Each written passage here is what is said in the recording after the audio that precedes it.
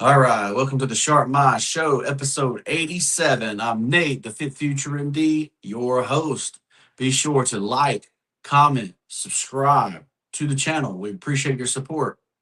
Make sure you go to instacell.com and pick you up a cool, inspirational t shirt today.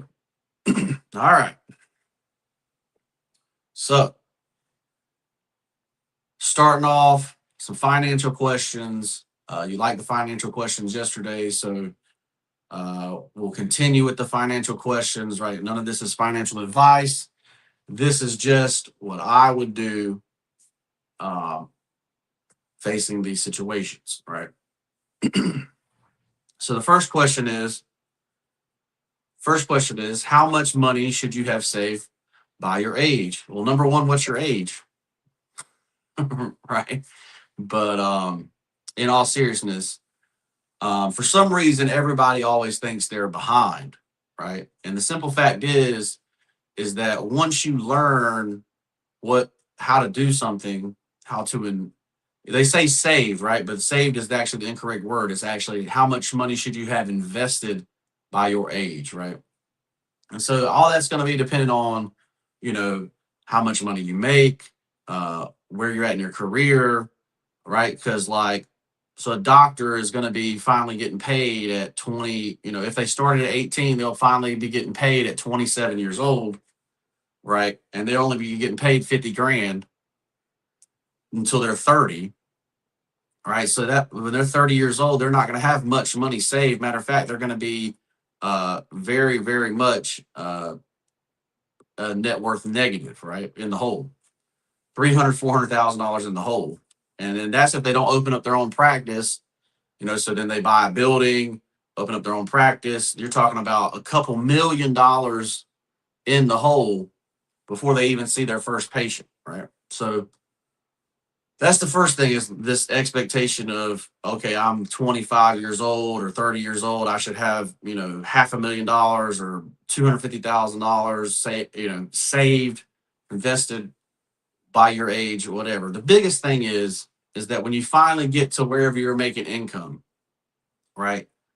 So, as a doctor, like you've probably been living like you make 50 grand a year anyway. So if you start making 150 grand, can you take that 100 grand and all of a sudden start investing that 100 grand, live a couple more years on the 50, and then get way ahead, right?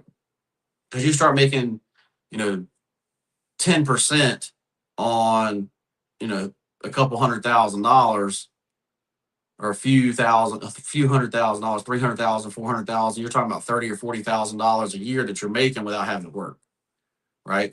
That $40,000 a year, guess what it'll do? It'll pay back your student loans, right? So keep that in mind. So if you're a doctor out there, you just graduated, you're about to make 150, 200, $300,000. Take that extra money, instead of upping your lifestyle, stay with the lifestyle you got for a few more years till you're 32, 33 years old, and let the investments pay off your student loans, right? So, but the question is, how much should you have saved by your age?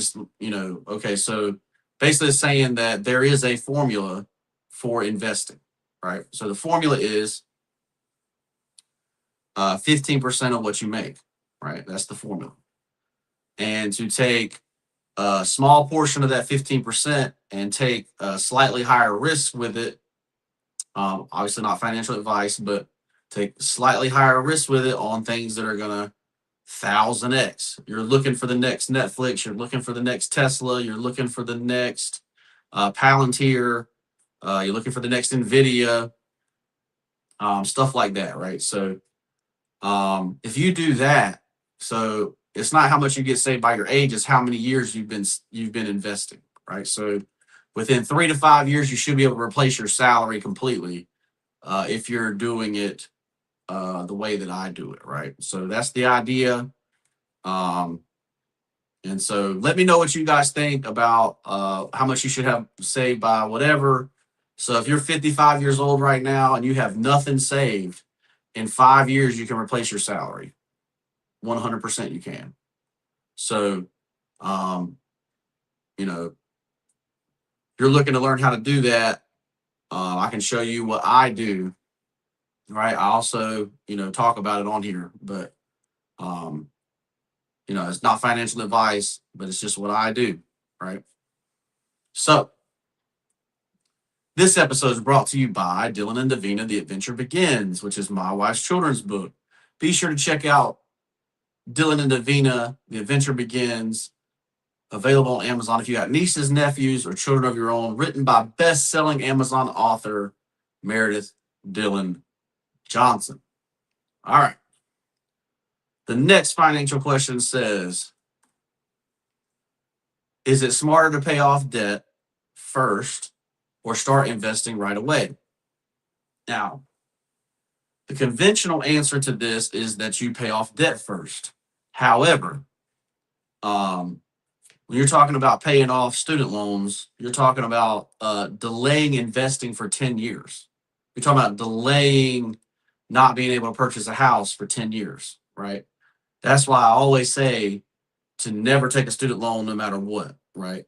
You would rather be destitute and poor, begging on the street than take a student loan, right? And I know this from firsthand experience, right? $350,000 in student loan debt, right? Never take a student loan, period. You can't go bankrupt on them. And, they are the most predatory lending in the history of mankind, in my opinion. And so, anyway, it's not better to try to pay off that debt first, right? It's just not. You're not going to be able to pay that debt off. We're not talking about, 15,000 in credit card debt where you can pay it off in a year and you're good to go. We're talking about, you know, most people, if they come together, a family of two, average student loan debt now is in the 50,000 range. So you're talking about $100,000. That's going to be paid off over 10 years, right? You're not going to not invest while you're paying that student loans off, right? And you're not going to sacrifice 10 years of your house going up in value. You're not going to sacrifice, 10 years out of the market, right? You're just not. So this is what I did, right? So when I first started investing, I invested in a thing called silver, right? Physical silver. So at the time they were $25, right? So you get, I was making $11 an hour, right? So that was 3 hours a week that I would get, and I would, 3 hours a month. Basically, so I get one a month, one coin a month, right? So, but now that silver is worth double what I paid for it, right? It's $50 spot price now, already, right? And so there was no reason not to spend $20, $25, $30 on the silver, right? And the silver has other things besides just the value of the silver, right? That being said, you can even do $1 a month, $2 a month. The point is to have the habit of investing. It takes 68 days, 68 straight days of doing something to build the habit, right? So every day you go up on your app, whatever app that is, whether that's I use Thinkorswim, right? TD Ameritrade, or now it's Charles Schwab, whatever you want to call it. That's what I use. Obviously, you have Webull that went public. You have Robinhood that went public. Fidelity, the Vanguard. There's plenty of there's other things, right? But if you go up every day and you to have a habit of spending 10 minutes a day looking for stocks, looking for whatever, I believe it's better to invest right away.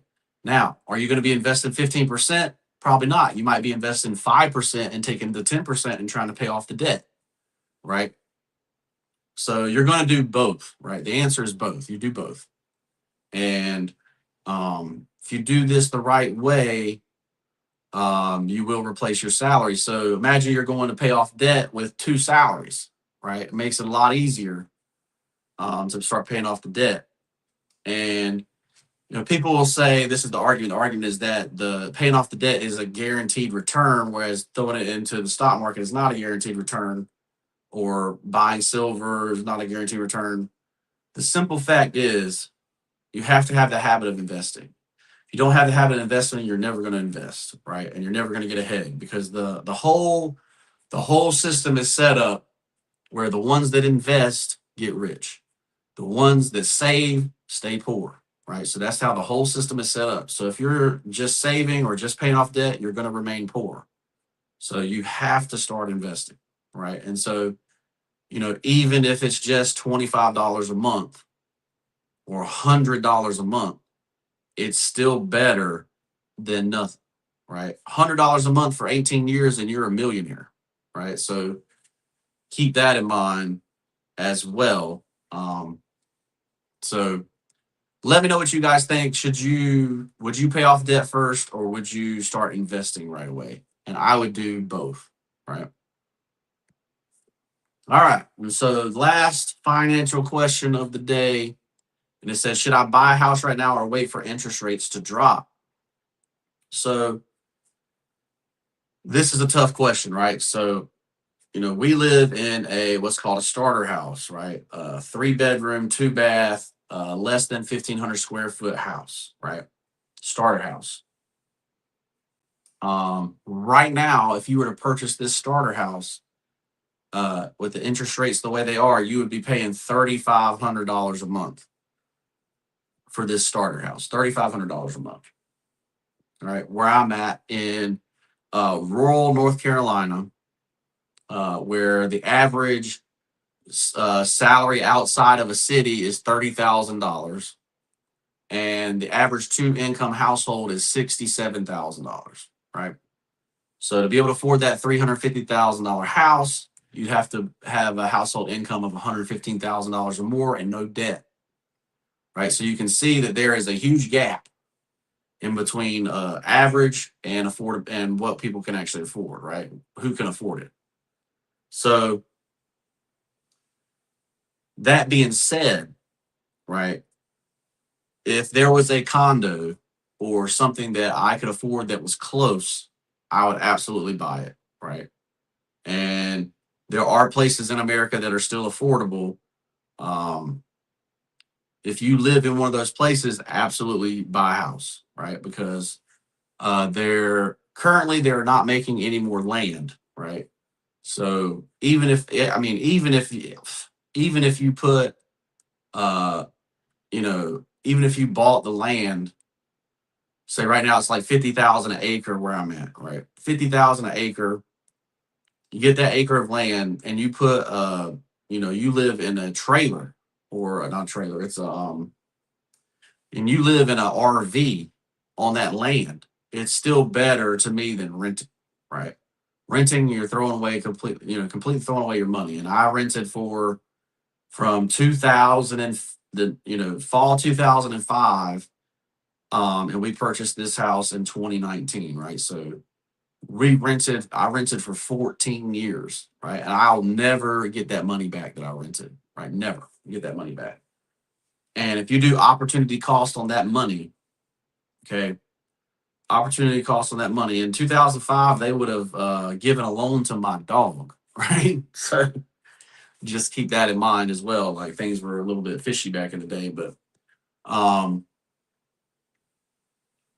looking back at that, right? 100%.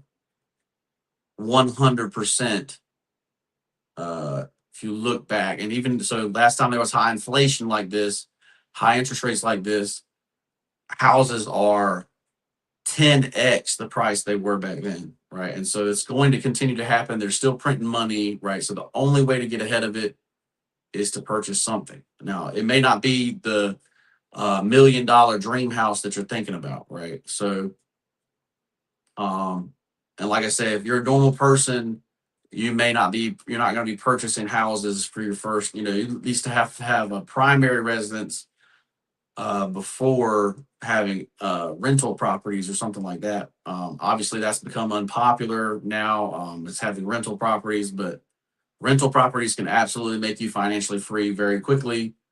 You just have to find somebody that is willing to loan you the money, even if you have student loans, right? So there are people out there that will loan you the money, um, that will act like the bank because they are sitting on cash and trying to make a return, right? So keep that in mind. But no, I'm not waiting for interest rates to drop, but I will go find something to purchase. And that, so like I say, if we hadn't purchased this house in 2019, we would 100% be much, much poorer than we are, right? So keep that in mind. As long, we're still in a high inflation area, like they say the areas are coming down and stuff like that, right now. And yes, because you're sitting at unaffordability, right? So the simple fact is that they think the prices are going to come down. They're not coming down. What's going to have to go up is wages, right? So, and if wages don't go up, then the economy crashes out and then everything resets. So, keep that in mind. Um, but I think the Fed is not going to let anything crash. I think they're going to go for this soft landing or whatever. And so I think they leave inflation hot and things continue to get more expensive, right? So, um, just my thoughts on it. Let me know what you guys think. Would you buy a house right now with the high interest rates, or would you wait for them to drop? I'm gonna purchase it. I mean, I'm purchasing it now. It may not be the nice, big, beautiful house that I would want, but it would be something that was mine and that would increase in value every year. And therefore, I'm on the right side of the investing value of the investing equation, um, growing my net worth instead of making somebody else's net worth grow by renting. Right? Just my opinion on that. Let me know what you guys think in the comments below. All right. And the last thing of the day is, of course, the quote of the day. And it says, the two most important days in your life are the day that you're born and the day that you find out why. And that's by Mark Twain. All right. So this quote is very deep, right? So this is not some, you know, hoorah rah. It's not a quote that is going to just, it's not an inspirational quote, really. It's the quote of the meaning of life quote, right? So the two most important days of your life are the day that you're born, so you got to exist, and the day that you find out why. Why what, right? So could be many things, but it could be why you were born. It could be why the things are the way they are in the world. Um, fight the power, whatever. Um, but those are the two most important days of your life. You find out why, what purpose do you have, what skill sets were you given, that kind of thing. So, what gives your life meaning, right? And so you got to figure that out. I'm Nate, and I'm a life coach, and I help people figure out what their life meaning is, what their purpose is. So, if you're interested in life coaching, interested in any of the money topics that we did today, make sure you hit me up for life coaching. Um, like I say, it's a yearly price, and if I don't improve your life in a year based on certain metrics, then I will give you the money back, 100% money back guarantee. So keep that in mind. Make sure you shop at InstaCell.com, pick you up a cool inspirational t-shirt. Um, support my wife's book, Dylan and Davina, The Adventure Begins, available on Amazon. Like this video, subscribe to the channel, share the video with somebody that needs it, and we'll see you in the next piece.